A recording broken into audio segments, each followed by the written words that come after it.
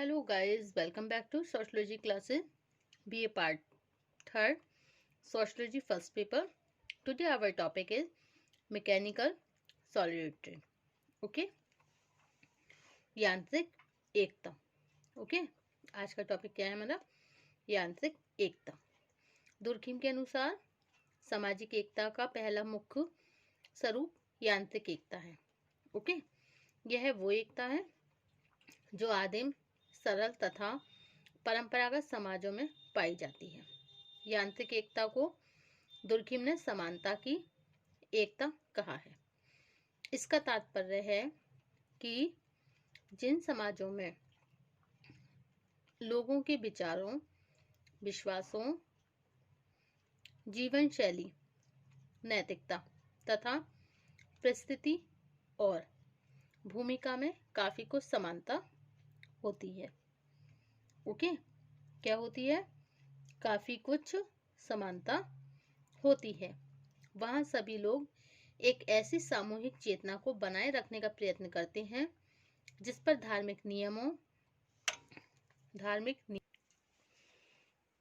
Okay, तो इसका तात्पर्य क्या है कि जिन समाजों में लोगों के विचारों, विश्वासों, जीवन शैली, नैतिकता तथा परिस्थिति, ओके, परिस्थिति और भूमिका में काफी कुछ समानता होती है. परिस्थिति और भूमिका में काफी कुछ समानता होती है. वहां सभी लोग एक ऐसी सामूहिक चेतना को बनाए रखने का प्रयत्न करते हैं जिस पर धार्मिक नियमों, परंपराओं और जनमत का प्रभाव होता है. ओके, किसका प्रभाव होता है? जनमत का. ऐसी सामूहिक चेतना के द्वारा जिस एकता का निर्माण होता है, मतलब जिस एकता का विकास होता है, प्रत्येक व्यक्ति को उसी के अनुसार विचार करना, प्रत्येक व्यक्ति को उसी के अनुसार विचार करना और कार्य करना आवश्यक होता है. ओके, दुर्खिम ने इसे यांत्रिक एकता का कारण कहा है. दुर्खिम ने इसे क्या कहा है? यांत्रिक एकता का कारण इसलिए कहा है क्योंकि इसके अंतर्गत व्यक्ति एक मशीन की तरह बिना अपनी इच्छा पर ध्यान दिए कार्य करता रहता है. मतलब व्यक्ति एक मशीन की तरह अपनी इच्छा पर ध्यान दिए बिना, मतलब उसकी इच्छा नहीं है तब भी वो कार्य कर रहा है, तो अपनी इच्छा पर ध्यान दिए बिना वो कार्य करता रहता है. इस प्रकार जो समाज जितना अधिक समरूप होगा उसमें यांत्रिक एकता उतनी ही अधिक पाई जाती है. ओके, आदिम समाजों में यांत्रिक एकता की प्रकृति को स्पष्ट करते हुए दुर्खिम ने लिखा है कि समाज आकार में बहुत छोटे थे. इन सदस्यों में, मतलब इनमें जो सदस्य थे ना, उनकी संख्या भी काफी कम थी. ओके, सभी सदस्यों के कार्य और विचारों में समरूपता पाई जाती थी. समाज में श्रम विभाजन भी केवल आयु और लिंग पर आधारित था. प्रत्येक व्यक्ति अपनी आवश्यकताओं को पूरा करने के लिए दूसरे व्यक्तियों पर निर्भर रहता था. ओके, प्रत्येक व्यक्ति क्या करता था? अपनी इच्छाओं को पूरा करने के लिए दूसरे व्यक्तियों पर निर्भर रहता था.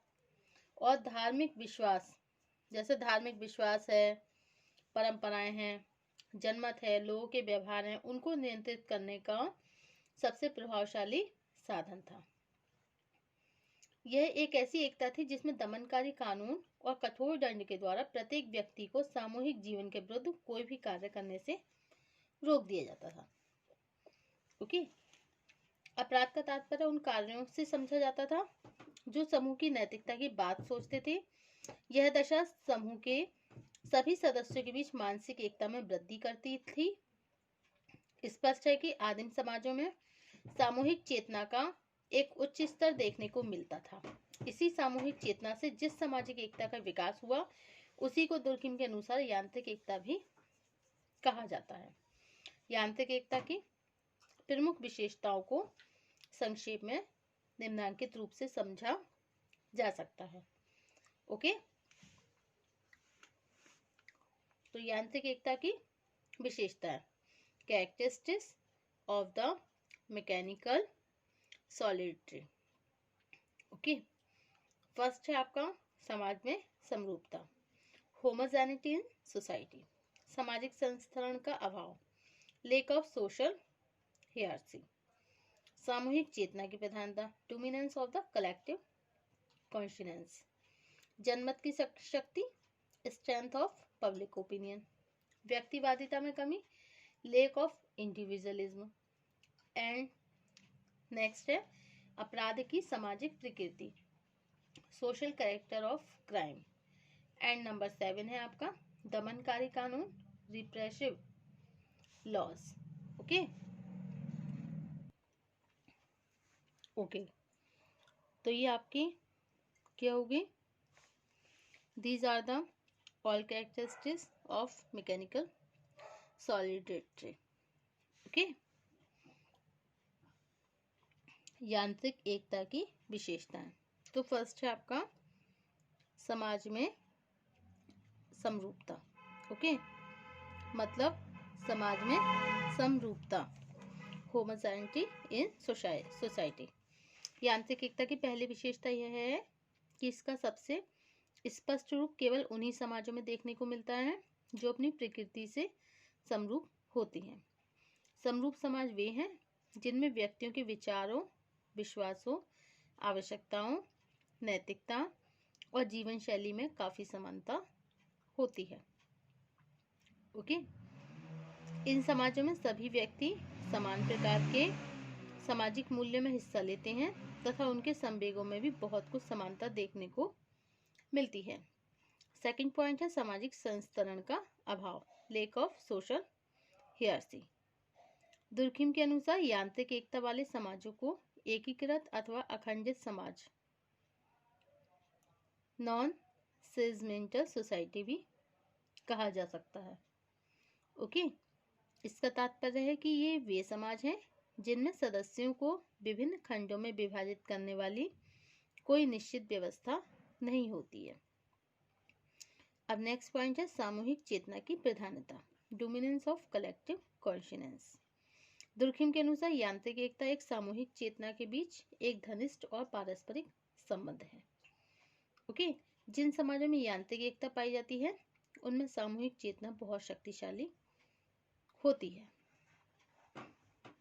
ओके, सामूहिक चेतना के रूप में व्यवहार के जिन तरीके, नियम, विश्वासों को मान्यता दी जाती है, कोई भी व्यक्ति उनके विरुद्ध कार्य या व्यवहार नहीं कर सकता।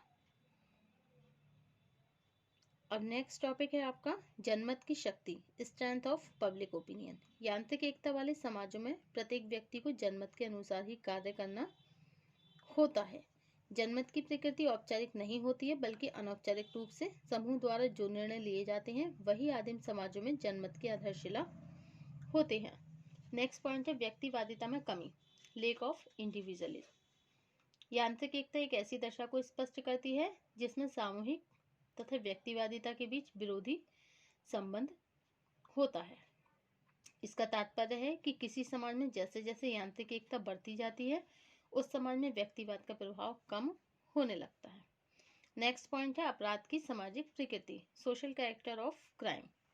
दुर्खिम ने स्पष्ट किया है कि यांत्रिक एकता एक ऐसी दशा है जिसमें अपराध को समूह की भावनाओं पर आघात करने वाला कार्य माना जाता है। इसका तात्पर्य है यदि कोई व्यक्ति समूह के नैतिक नियम, आदेशों या विश्वासों के विरुद्ध कार्य करता है तो सभी सदस्यों द्वारा उसे समूह के विरुद्ध मानकर उससे प्रतिशोध लेने का प्रयत्न किया जाता है। अब नेक्स्ट पॉइंट है आपका दमनकारी कानून। ओके, दमनकारी कानून, रिप्रेसिव लॉज। ओके, दुर्खिम ने दमनकारी कानून और यांत्रिक एकता के पारस्परिक संबंध को विस्तार से स्पष्ट किया है। दमनकारी कानून का उद्देश्य होता है अपराधी का सुधार करना या फिर उसे प्रायश्चित करने का अवसर प्रदान करना नहीं होता, बल्कि कठोर दंड देकर उससे इस तरह का प्रतिशोध लेना होता है जिससे समूह के दूसरे लोगों को भावनात्मक रूप से संतुष्ट किया जा सके। ओके, इन सभी विशेषताओं के द्वारा दुर्खिम ने यह स्पष्ट किया है कि यांत्रिक एकता मुख्यतः आदिम और सरल समाजों की एक प्रमुख विशेषता है। आज भी जिन समुदाय का जीवन सरल और परंपरागत है, ओके, उनमें यांत्रिक एकता से संबंधित इन सभी विशेषताओं को स्पष्ट रूप से देखा जा सकता है। ओके, अब नेक्स्ट पॉइंट हमारा ऑर्गेनिक सॉलिडिटी, सावयवी एकता। दुर्खिम के अनुसार सामाजिक एकता का दूसरा रूप कौन सा है? सावयवी एकता। ओके, जो वर्तमान जटिल तथा औद्योगिक समाजों की विशेषता है। दुर्खिम से पहले हर्बर्ट स्पेंसर ने समाज की संरचना तथा प्राणी के सावयव के बीच में अनेक समानताओं का उल्लेख किया था। उन्होंने स्पष्ट किया जिस तरह शरीर का निर्माण अंगों से होता है, उसी तरह समाज का निर्माण भी इकाइयों से होता है। जिस प्रकार शरीर के विभिन्न अंग एक दूसरे से विभिन्न कार्य करने के लिए एक दूसरे से संबंधित हैं और एक दूसरे पर निर्भर हैं, उसी प्रकार समाज का निर्माण करने वाली विभिन्न इकाइयां भी अलग अलग प्रकार करने के बाद भी एक दूसरे के पूरक होती हैं। ओके, आधुनिक समाज में जैसे जैसे कार्यों की भिन्नता, विशेषीकरण, व्यक्तिवाद में वृद्धि होने लगती है, उनकी संरचना सावयवी रूप ग्रहण करने लगती है। ओके, इस प्रकार दुर्खिम ने सावयवी एकता को श्रम विभाजन के आवश्यक परिणाम के रूप में स्पष्ट किया। फर्स्ट है व्यक्तिगत असमानताओं में वृद्धि। सेकंड विशेषीकरण, व्यक्तिगत असमानताओं में वृद्धि मतलब increase in individual differences. Second है विशेषीकरण, स्पेशलाइजेशन।